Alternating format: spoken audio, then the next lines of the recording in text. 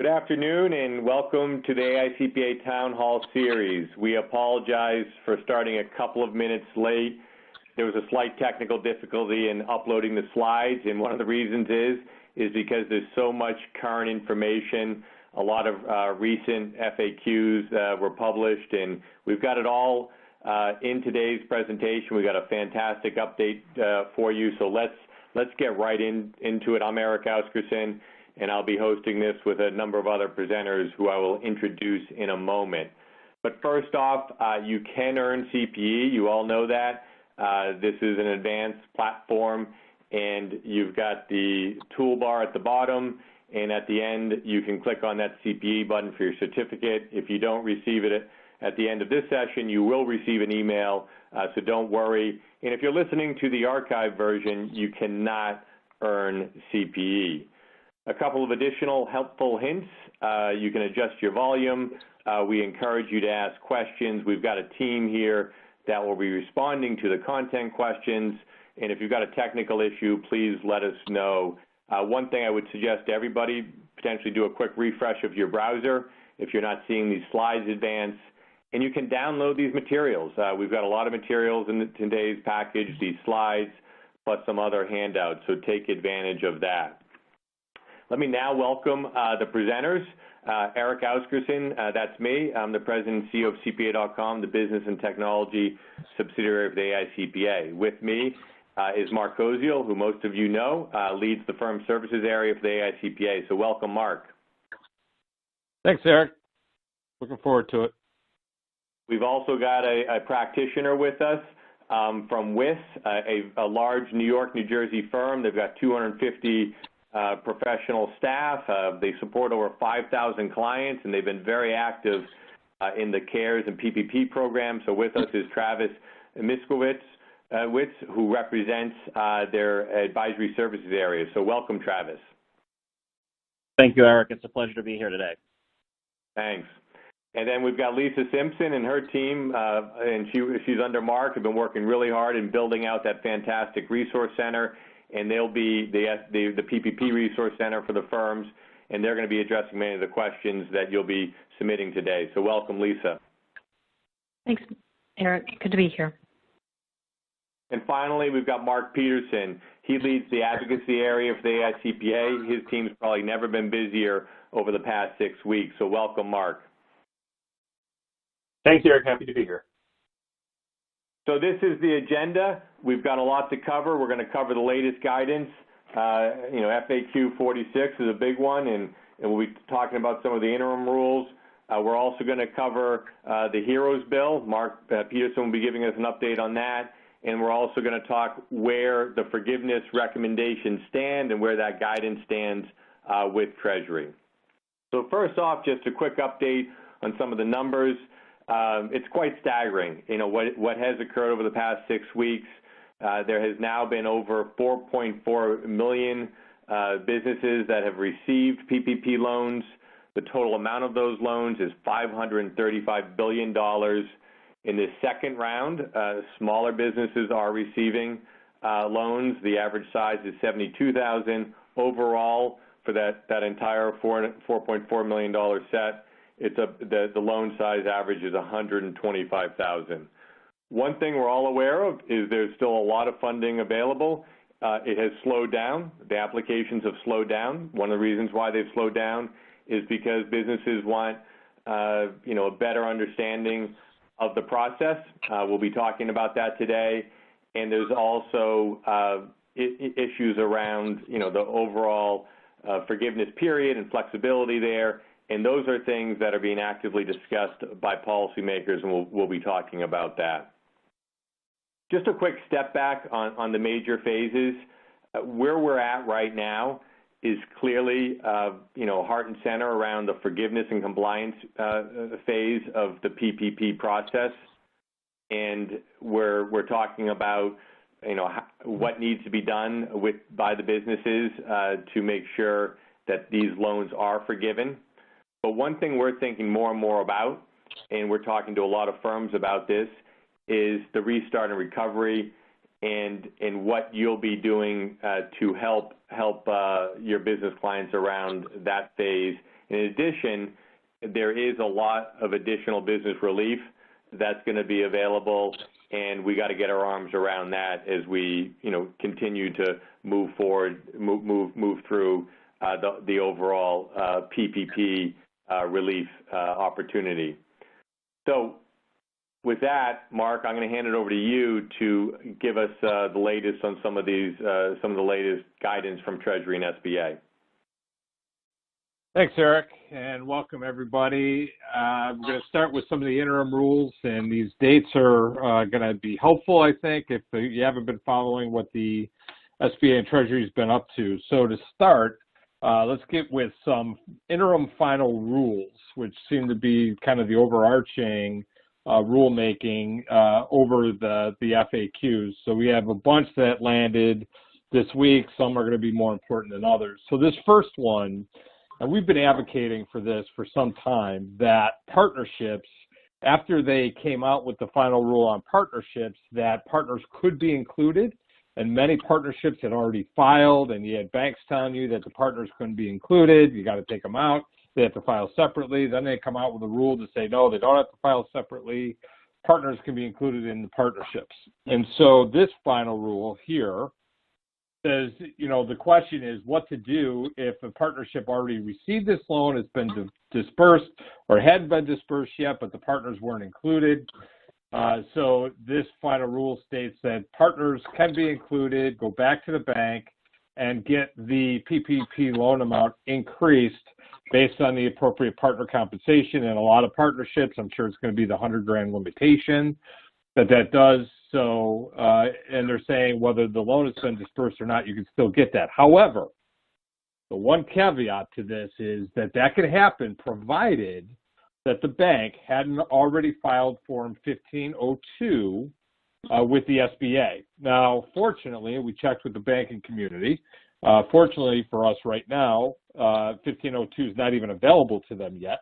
And 1502 has to be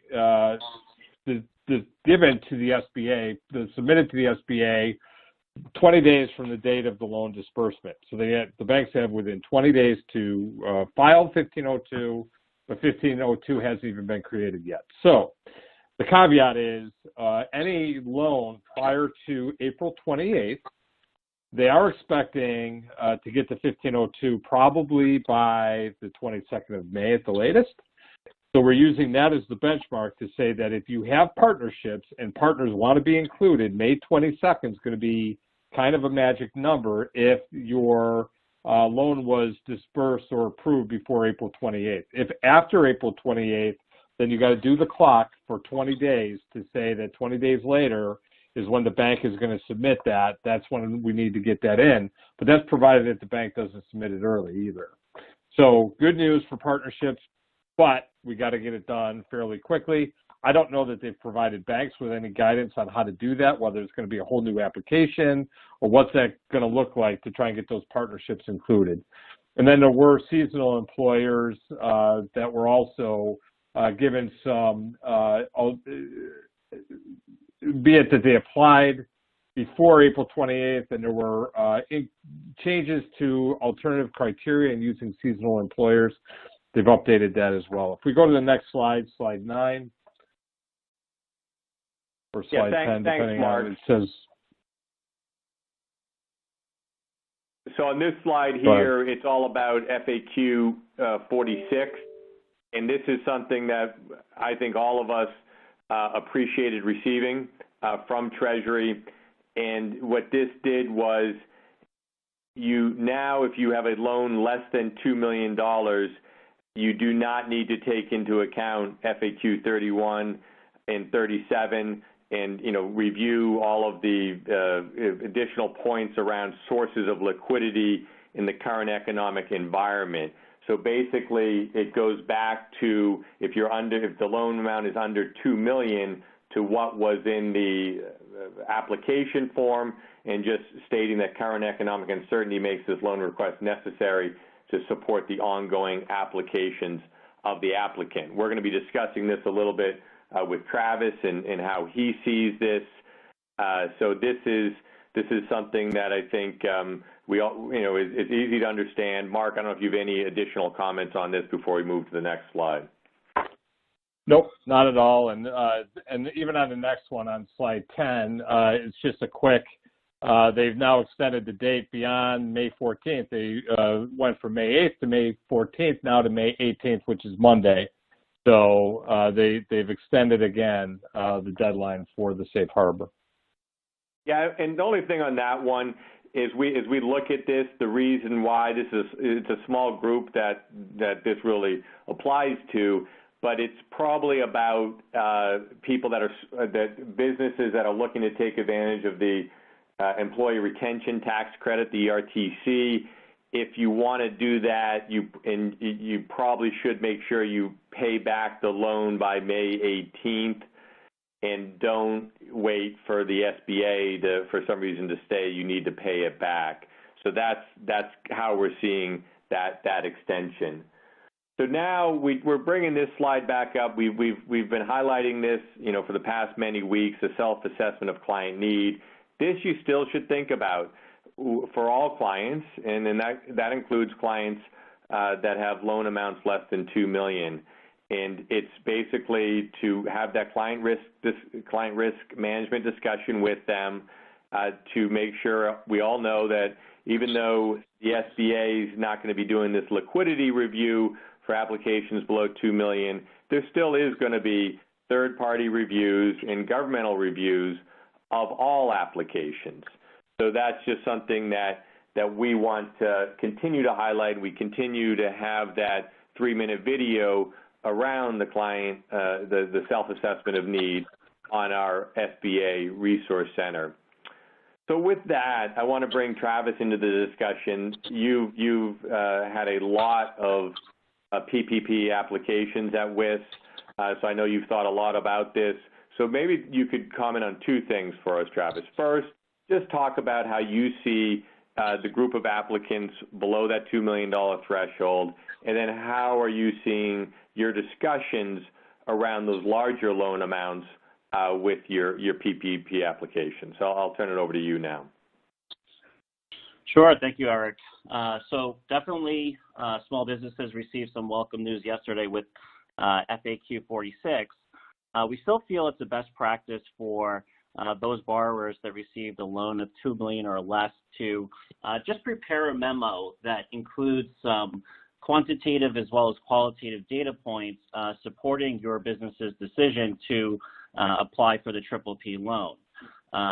So with FAQ 46 coming out yesterday, it's less of a focus, we think, for those borrowers that received loans of $2 million or less. But as you pointed out just now, there will still be third-party reviews. SBA may still intend to review, spot check, or review some of these applications. So to that point, we feel it's the best practice to just put a quick memo together, documenting your decision to apply for the PPP loan. When it comes to those borrowers that have received a loan of $2 million or greater, we feel that they have a little bit more work to do. So to the suggestion that they prepare a memo documenting the economic uncertainty facing the business, documenting their sources of liquidity, there's some key points and some key information we feel that they can include. So quantitative as well as qualitative data, assessing and reviewing your access as a small business in terms of liquidity, cash reserves, and any other outside sources of liquidity. Make sure you're documenting the financial condition and the trends of the underlying business. If you've experienced sort of a 25% decline in revenue, a 90% decline in revenue, this is information that strongly supports your decision to apply for the PPP loan. Another issue that we're encountering with our clients is their inability to sort of revise and update their forecasts and their projections. In this climate, it's probably very difficult to have an accurate forecast that's going out more than a month or two due to all the uncertainty that we're facing in the small business community. And that's a common recurring theme we've been hearing from our clients, that it's just not possible for them to put together a reasonable forecast that's very reliable. Another issue we feel is important, conversations that you're having with your customer base. Are your customers requesting discounts? Are they requesting payment deferrals? Those are things that are important to maintaining adequate liquidity. Another issue that we're experiencing and that we're seeing that's very common, vendors that are asking for prepayments or payments in full. To the extent that your vendors are also experiencing financial difficulty, certainly I think that'll impact your ability to continue moving forward during this process. Has there been any sort of changes in your customer base? How is website traffic looking? Are you losing customers? Are you seeing increased customer churn? These are all, I think, relevant details that support a strong PPP application. Another thing that's important when it comes to the qualitative information, where does the small business operate? Where do they maintain offices? What's the history of these sort of government-mandated shutdowns and stay-at-home orders? It's important that you have this information documented so that if there is a question when it comes to loan forgiveness, if there is a review of your PPP application by the SBA or another agency, you have that information documented contemporaneously. You don't want to be down the road 2 or 3 years and the SBA asks you why you were qualified to apply for the PPP loan. Take care of it today and make sure you're updating your memo and your information as we continue to move forward here. And one final point, and I think it's pretty important when it comes to sort of FAQ 31 and FAQ 37, which really sort of stoked a lot of fear among small businesses and really led to many small businesses repaying their loans, was FAQ 31 and 37.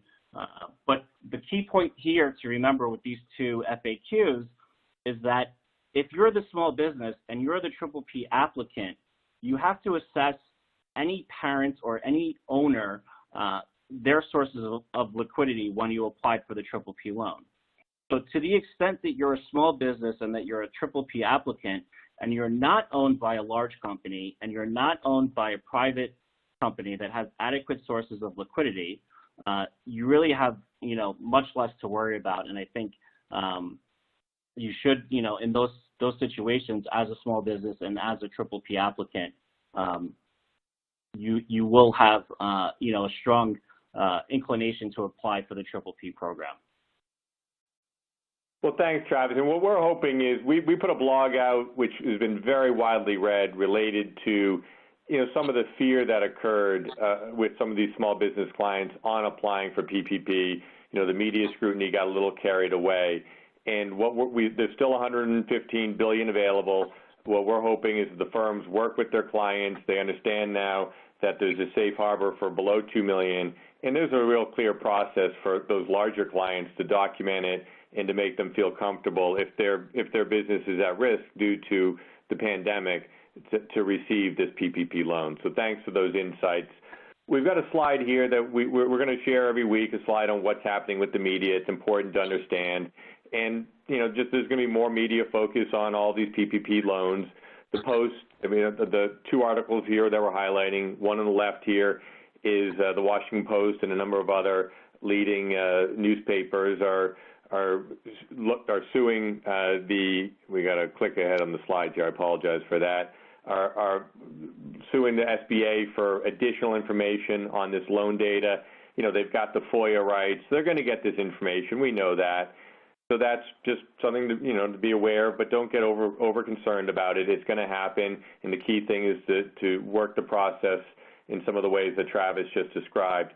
Then secondly, we think there's going to be more and more discussion around fictitious applications and fraud in the process, and we actually do believe that the firms can play a very significant role here during the forgiveness process and gathering these documents, working with the bankers, and identifying if there was some identity fraud. Did we know there is going to be identity fraud, that there's scammers out there that are taking business IDs, that are applying for these PPP loans, not using fictitious, payroll records.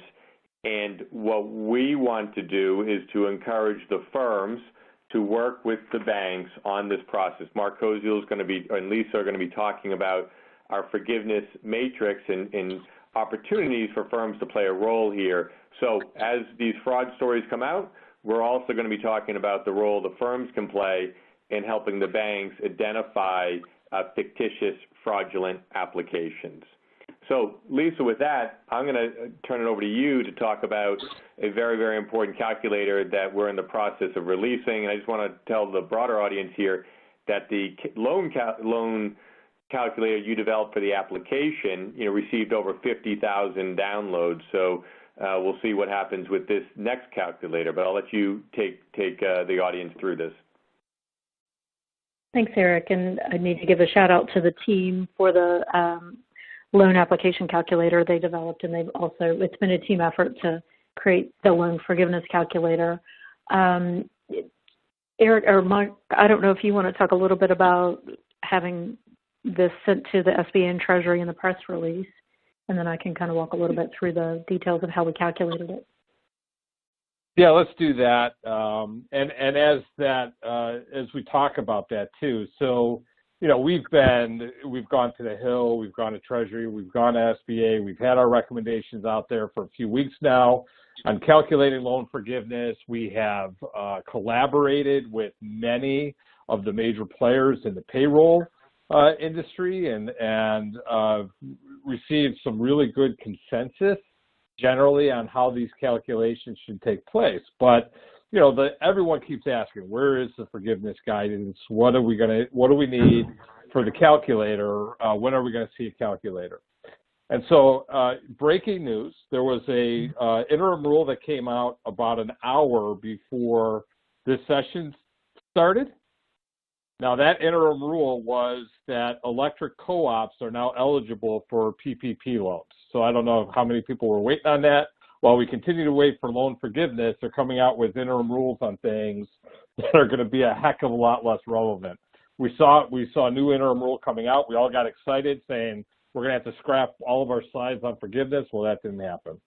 So we sent out a press release this morning. We also sent directly to Treasury, directly to SBA, our loan calculator. And we have been direct to say we are releasing this tomorrow, absent any additional guidance from Treasury and SBA.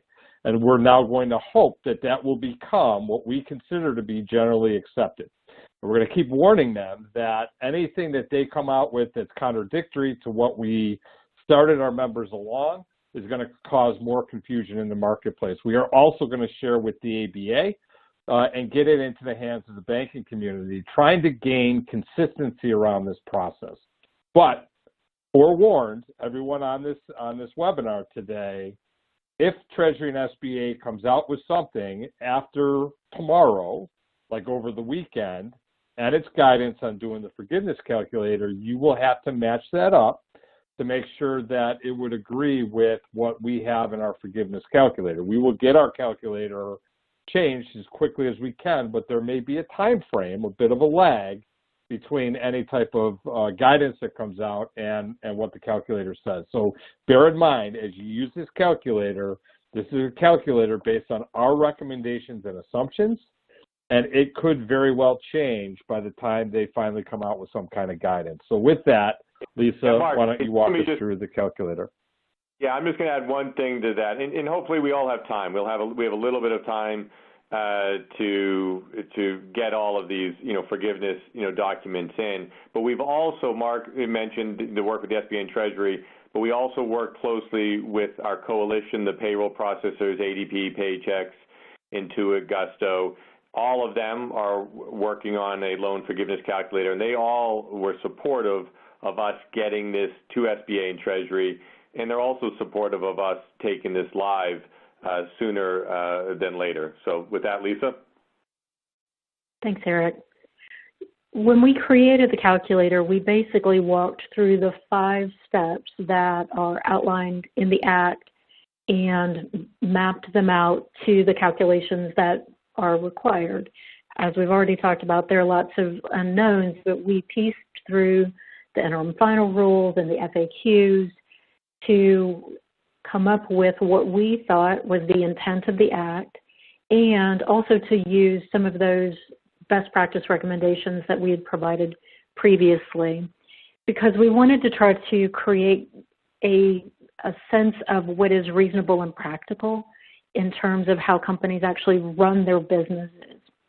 So within the example that you see up on the screen, we basically walk through 5 different steps.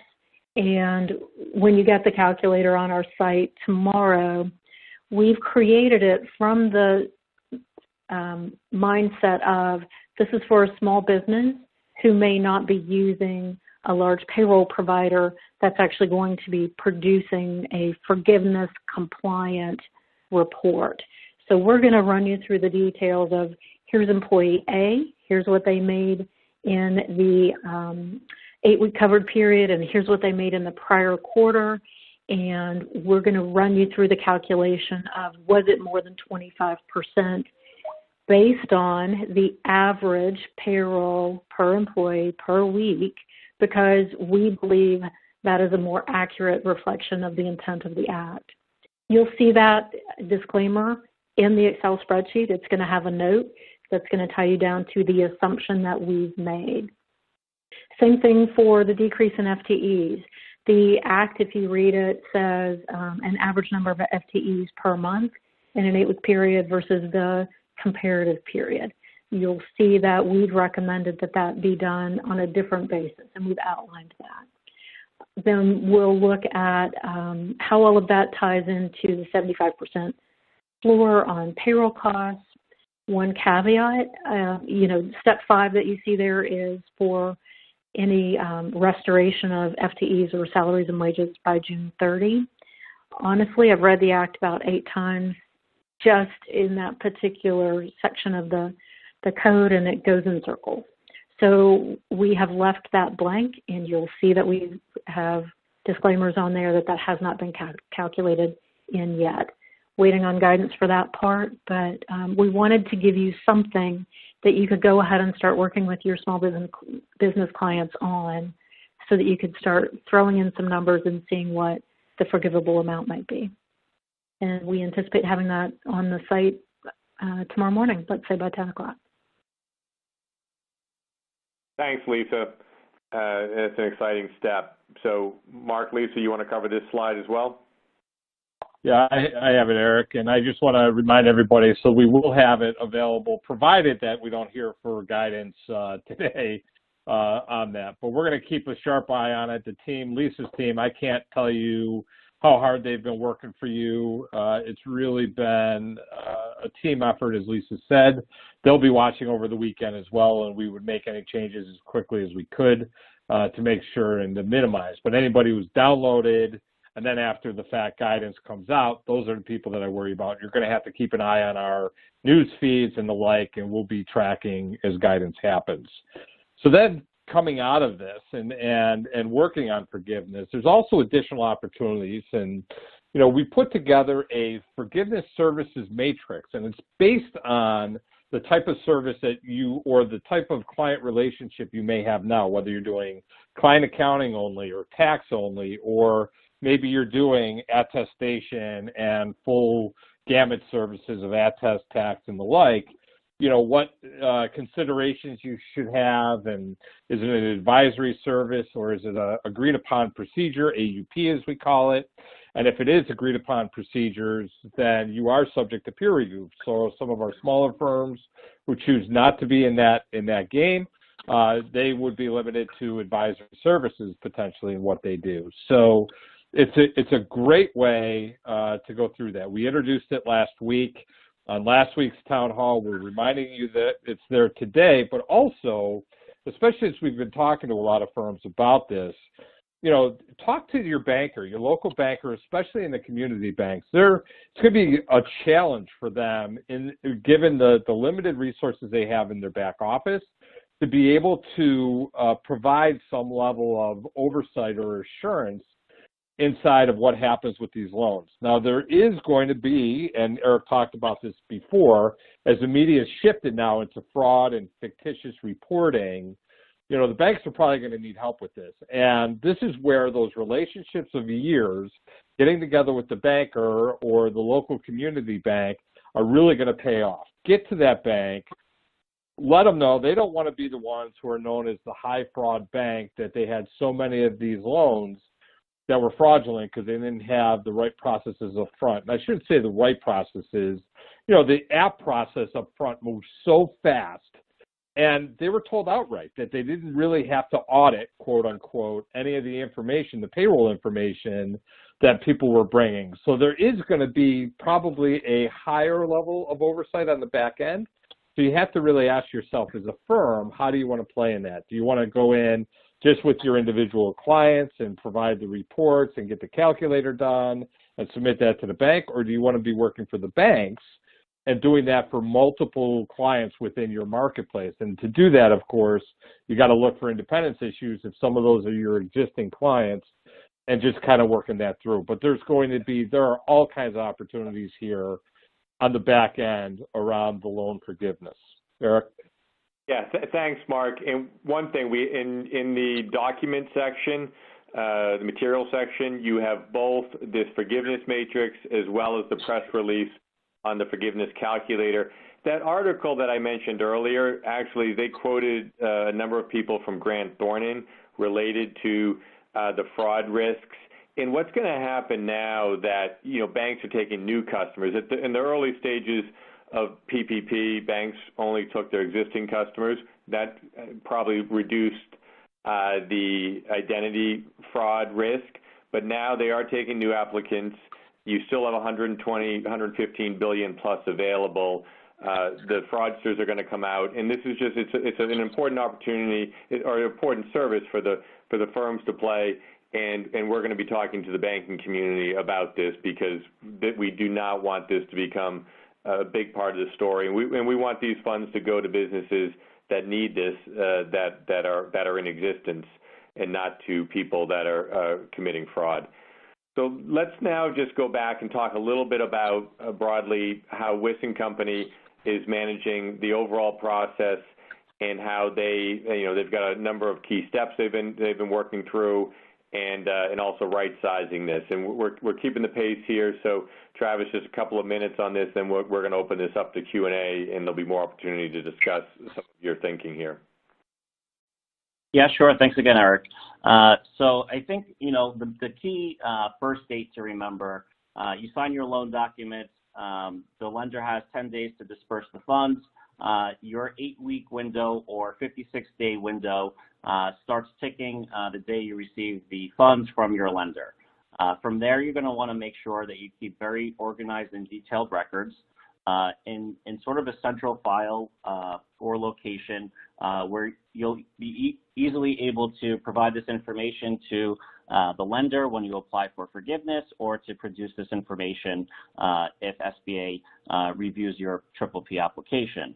One thing you want to do, you want to make sure you're reaching out to your lender and that you're in communication with your relationship manager, better understand their forgiveness process and how it's going to work out.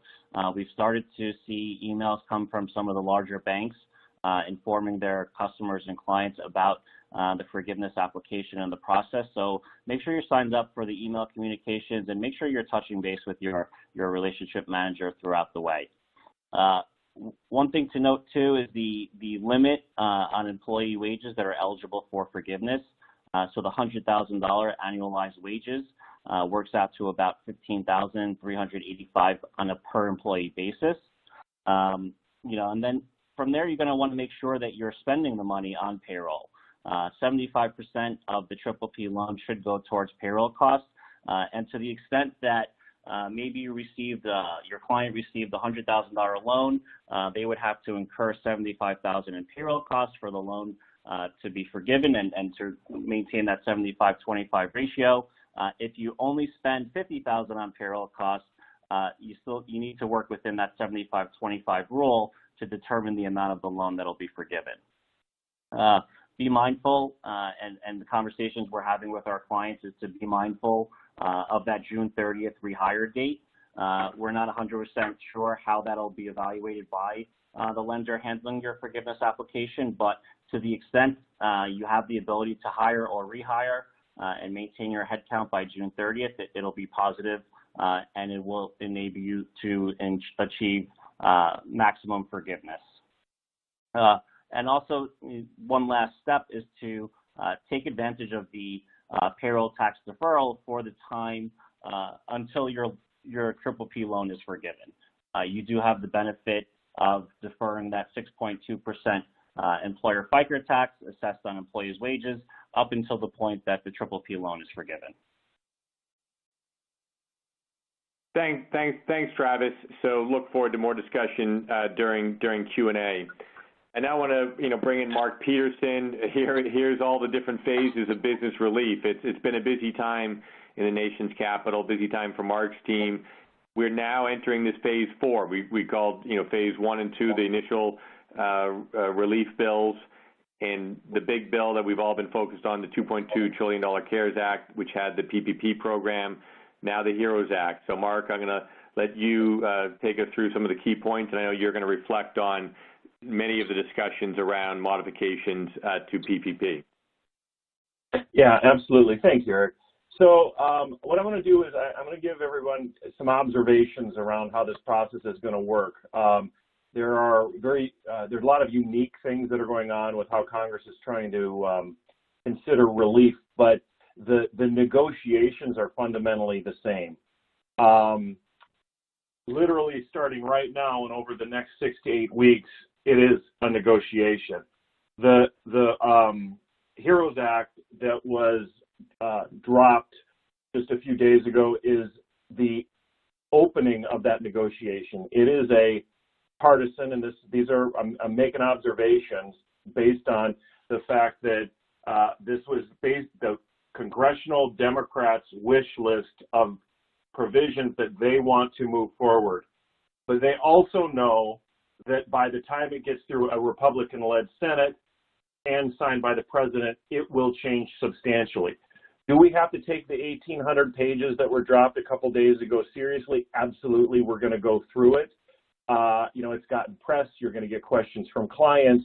But I will also tell you for certain that it is going to change substantially between now and when it gets signed by the president. Just a couple other things.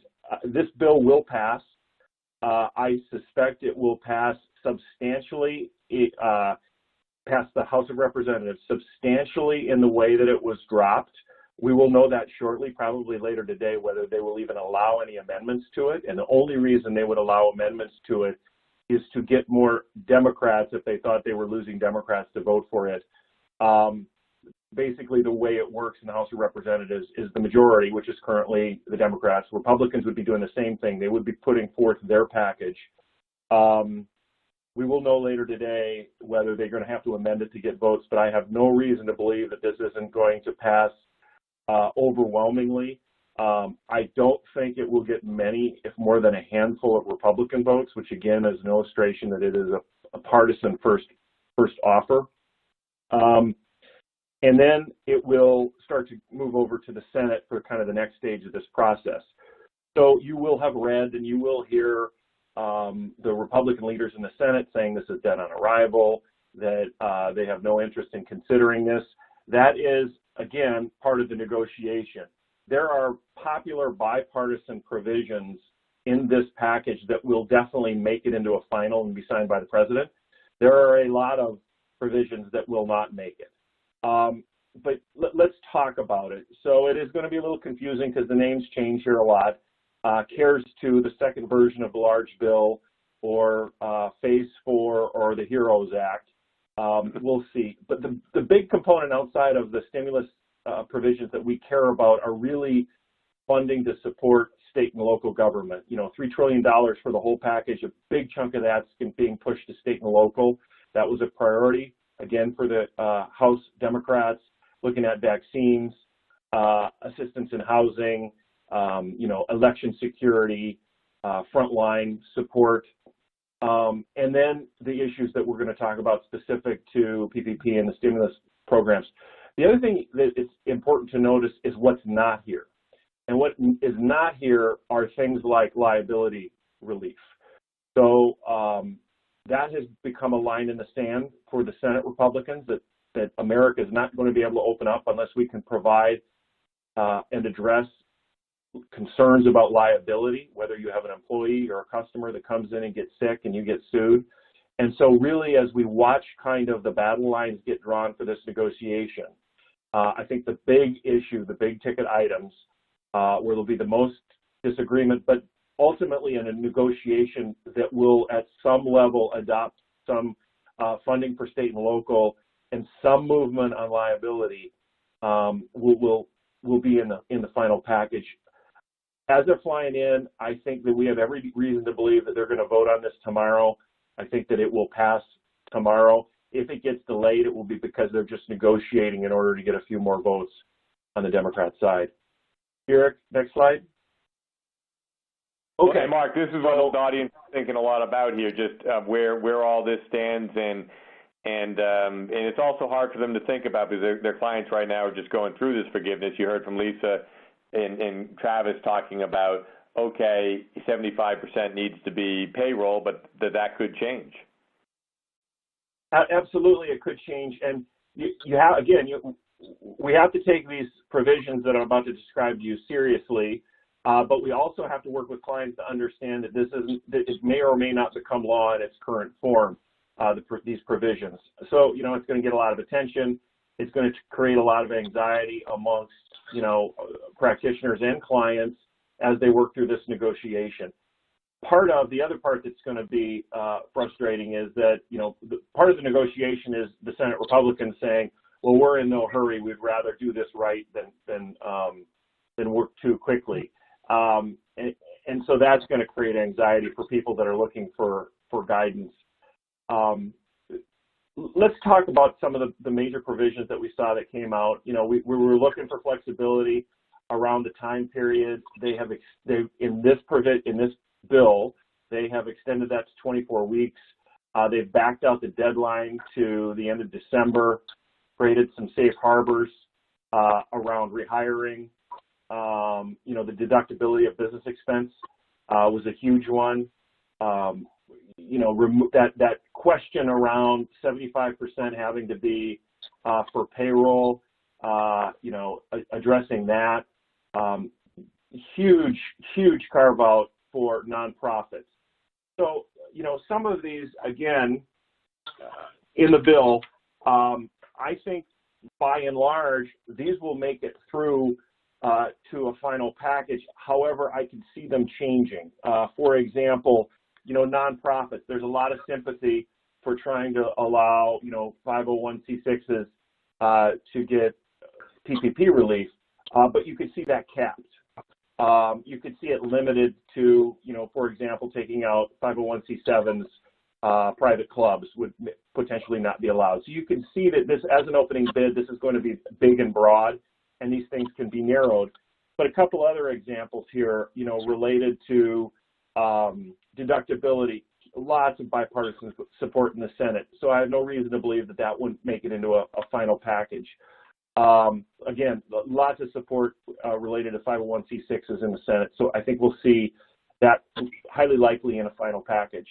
The big issues are going to be that are going to get the most attention are the state aid and liability. How this works out in the middle of that is going to be, I think much more bipartisan support about figuring it out. One of the other things that didn't show up in here, which I should point out, is more funding for PPP. Because there's currently still kind of money in the balance, there was a view of we're going to let that sit. I think there is also a view that they can always come back after they fix some of these policy changes and add money later, if in fact they can address it, or they could put the Senate in a position where the Senate has to deal with whether they add more funds or not. So opening offer from the House Democrats, it will go over to the Senate. Senate inherently by the rules has to have a much more bipartisan discussion. in order to get something out. They'll reconcile between the two houses, and then ultimately it'll make it to the president. So that's how we see this laying out. I think, likely, we're looking at probably a 6-week, end of June, early July, for something signed by the president. So, Mark, we've got time here. I mean, we've all seen how active Senator Rubio is on this. He's actually expressed a lot of support for many of these elements. A week from today, you think we'll have some of the fog will be clearing on where this is going, even though you're saying late June for signing by the president? I think we're going to see this package voted on and passed, that basically intact. And then what we will start to see is a reaction from the Senate, and that will give us some insights into, where we think we're headed in the negotiation as they react to what the House passes.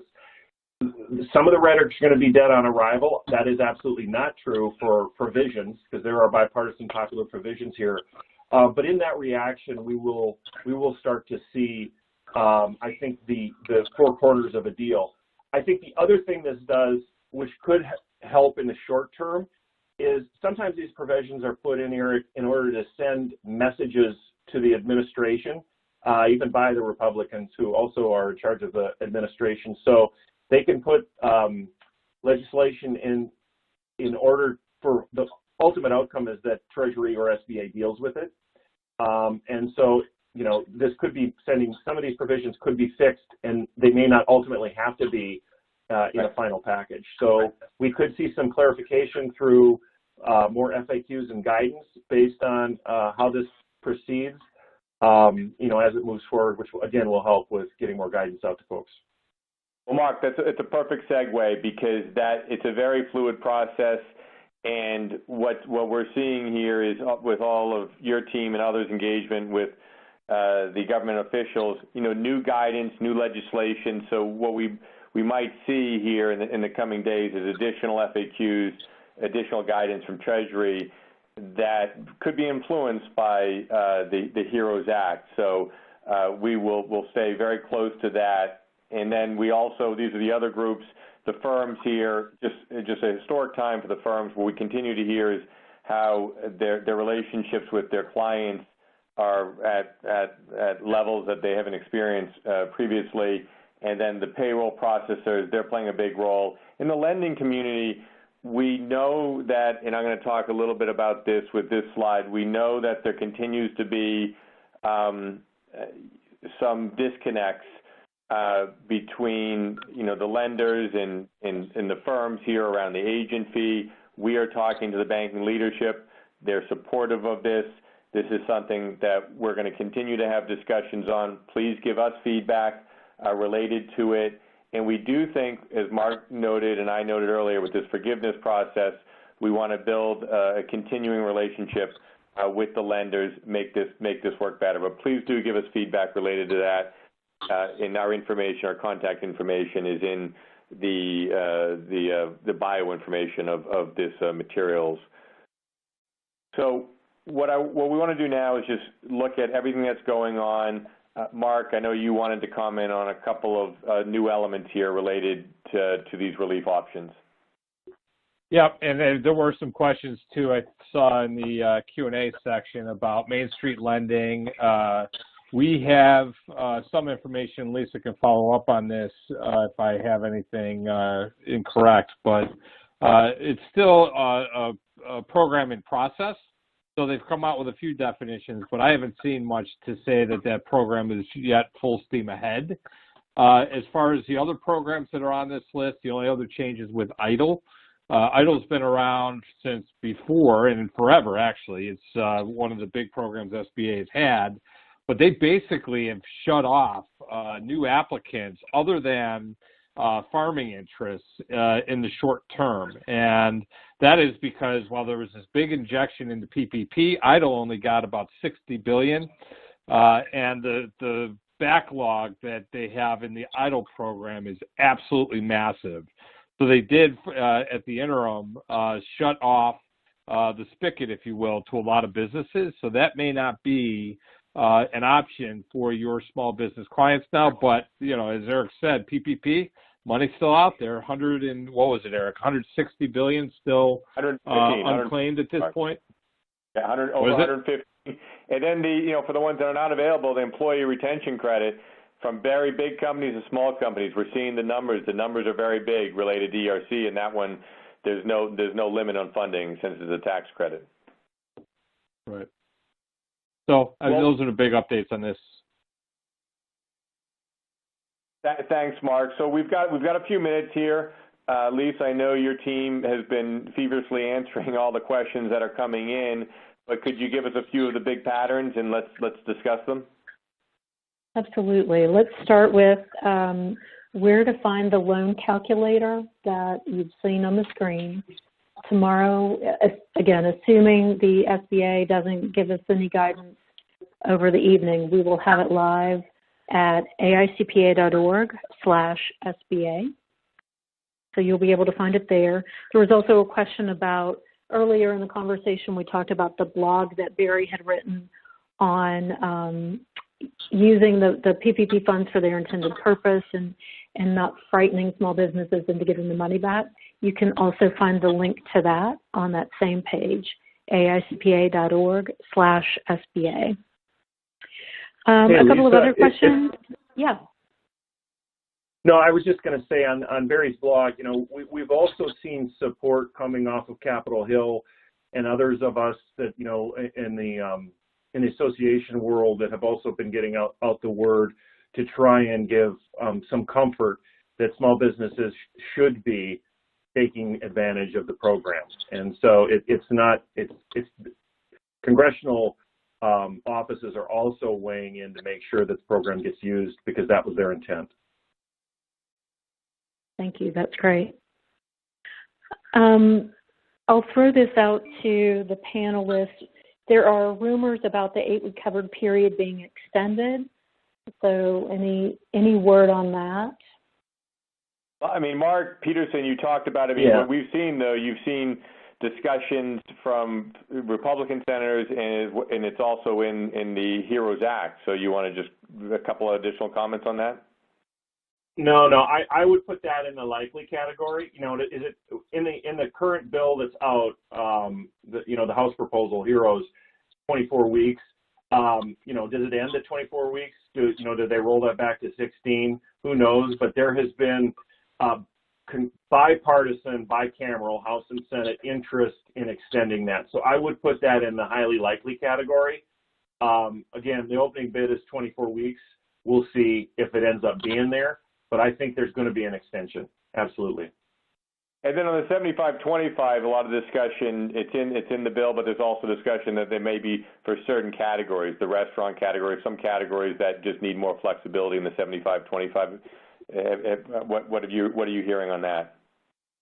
No, totally agree. That's another one where the feedback, from the small business community has been pretty intense on the Hill, and we've seen, again, in a bipartisan way. That's why I would put it in the likely category. A lot of interest in making adjustments to, those percentages. Okay. Well, Lisa, thanks. I know we've got more questions coming in. We appreciate all the questions. We use those questions for the different resource centers. Lisa just mentioned this. This is the most visited page on aicpa.org. A lot of great information there, a lot of videos. And also the archive, today's archive of this webinar is going to be live in like 90 minutes, and we'll be posting that on this page. And also, I think the link that you've all received, you could send that to others, and they could leverage that in 90 minutes to watch this broadcast. We also have a broader coronavirus tax resource center. You can get to that from the homepage of AICPA or via this special URL. What's up? What's next? This has been a busy 55 minutes. We apologize for that little technical delay at the start, but a lot of information, a lot of current information, the calculator, new legislation, the discussion on the FAQs. We're going to continue all of this again next week at 3 p.m. So thank you for your time today. We greatly appreciate it. We also have other webinars that are available on these topics. And social media, we encourage you to leverage some of our social media links when something comes out. Mark and I and others, we post that information. I want to thank our panelists. First, thank Travis and WIS for participating. And you can go to WIS's site. They've got a lot of information. So thanks, Travis. Thank you, Eric. It's been a pleasure. And to the AICPA team, they're working just like all of you day and night. So thanks, Mark, Lisa, and Mark for your contributions. And please do give us feedback in the survey. We look forward to staying in touch and hopefully having you join us next Thursday at 3 p.m. Thanks again for your time. Have a good afternoon, and we'll speak to you soon. Bye.